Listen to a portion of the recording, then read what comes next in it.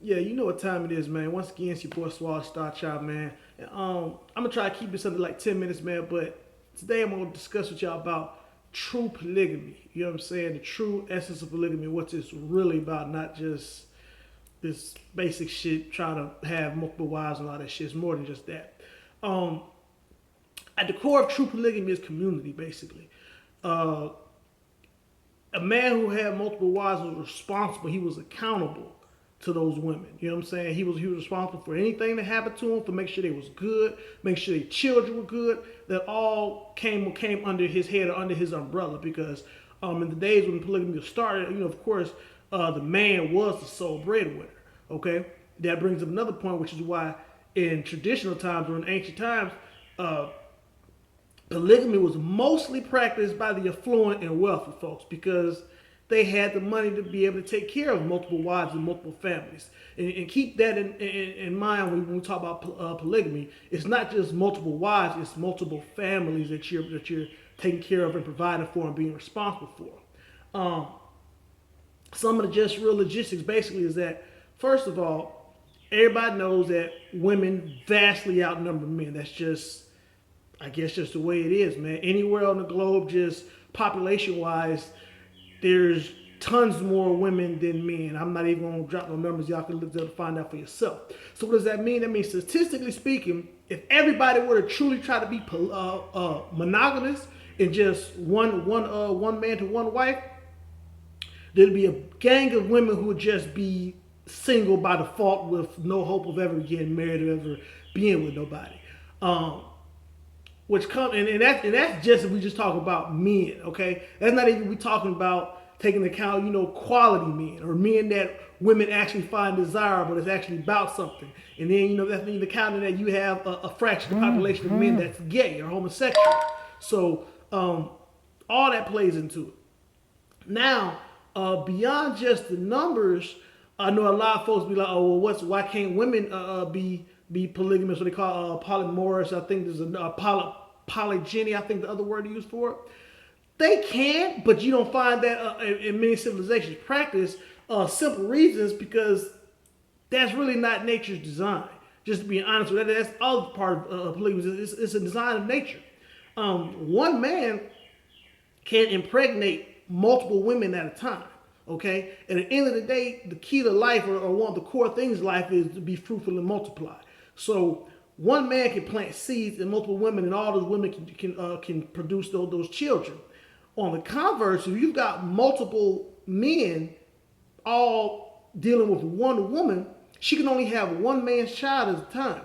And one thing we all know is that men by nature tend to be territorial. Okay, so it's just not set up to work that way. Because the reality is you think, oh well, women can share, men can share. The reality is this: if a woman's gonna be polymorphous, I mean she's gonna have more than one husband, that's a lot of responsibility that she's due. Okay, and then you gotta keep those guys happy.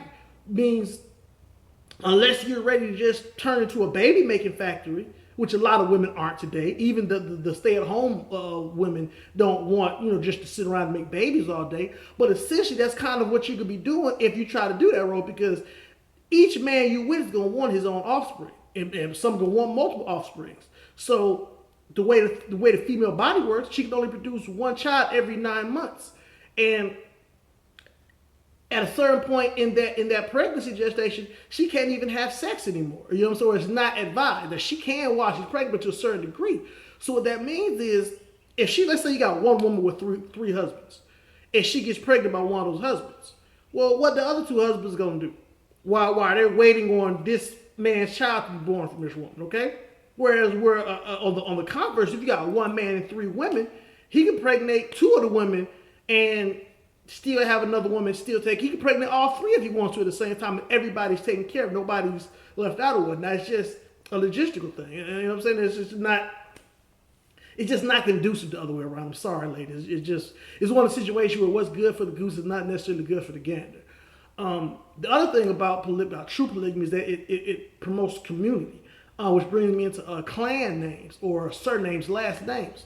In ancient times, your clan name meant something. Okay, that's why a lot of times the ancient Asian societies, there's a big thing about honoring the family or whatnot. The family name, you dishonor the family because your family name had standing in the community and in society. Okay, so a lot of times when you hear like even the Bible and some of the Holy Scriptures talk about women having a covering, it's not necessarily literally meaning that she's got to cover her head, but it means a covering means she's under a clan. I mean, there's a male basically who's responsible for her. And the way that works is like when a woman was single, okay, her father was responsible for her. That means anything happened to that woman, okay, anything go down, whatever, her father and her brothers, the men in her family clan, are responsible for protecting her, is seeing that, everything gets taken care of, that she's taken care of, okay? Now, as the father aged and got older, he knew that he wasn't as strong and youthful as he could to be able to provide and also protect his daughter. So that's why fathers wanted to marry their daughters off to strong, affluent men, okay? Because they knew that way their daughters would be taken care of, their daughters would be protected, okay?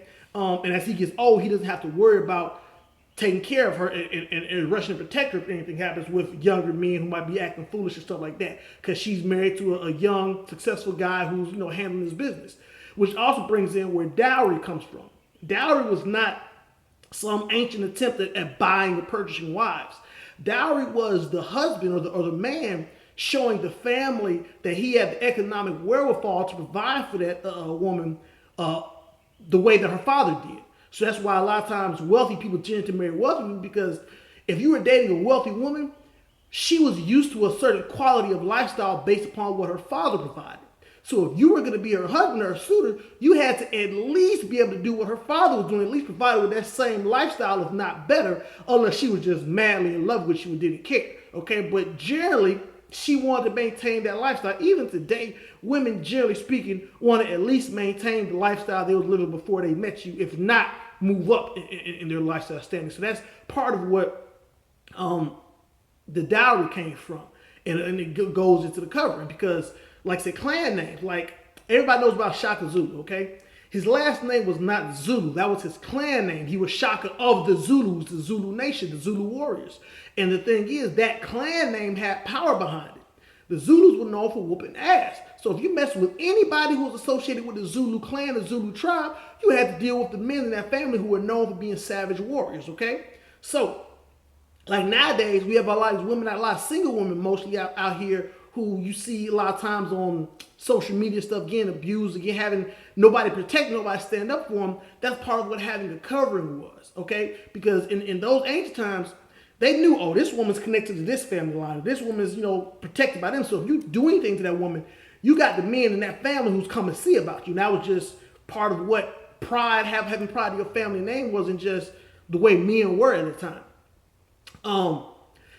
It's just, we've kind of been groomed by what the majority of society has done. And the true factor is that the nature is that monogamy is really a new thing. It really only started, I think, as early as like the 1800s. Prior to that, polygamy was the way, and that was just the norm, okay? And any of your holy books, you can go back to any ancient holy society, they all practice polygamy, from Christianity, Islam, Judaism, all of them. Solomon had many wives, you know what I'm saying? Muhammad had wives. It just is what it is. Abraham had multiple wives.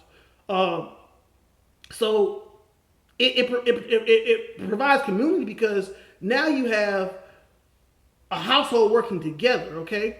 It's not just like, oh, this person is doing this by herself. No, the women and the men are working together to provide for each other and to make sure that everything's good. So again, part of polygamy is the economic factor. Either you've got a man who's wealthy enough to provide and take care of these families, or you have a group together who's working together, you know what I'm saying, to take care of everything.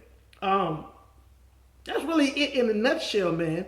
And I think it's something that, it's not a mandatory, but I think it's something that should be practiced more so, as opposed to just having these, baby mamas, baby daddy situations where nobody's really, nobody's accountable. And that's one of the things you got to keep in mind with polygamy is about accountability. The man had to be accountable to the women and the children that he fathered, okay? So it's not just all fun and games and lust and shit, okay? And this threesomes and all that shit ain't got nothing to do with polygamy, okay? That's just some shit. That's if you want to do it, whatever, but they ain't got nothing to do with polygamy, okay? I'm trying to think if there's anything else I can touch on real quick. I think that's basically it, man. Suave Starr Child, you know what I'm saying? If you ain't already, go pick up the book, Journeys in the Fourth Dimension. You can check the link, below or whatever, man. Anyway, love y'all, man. Stay peaceful, all that shit, man. Stay prosperous, do your thing. Yeah.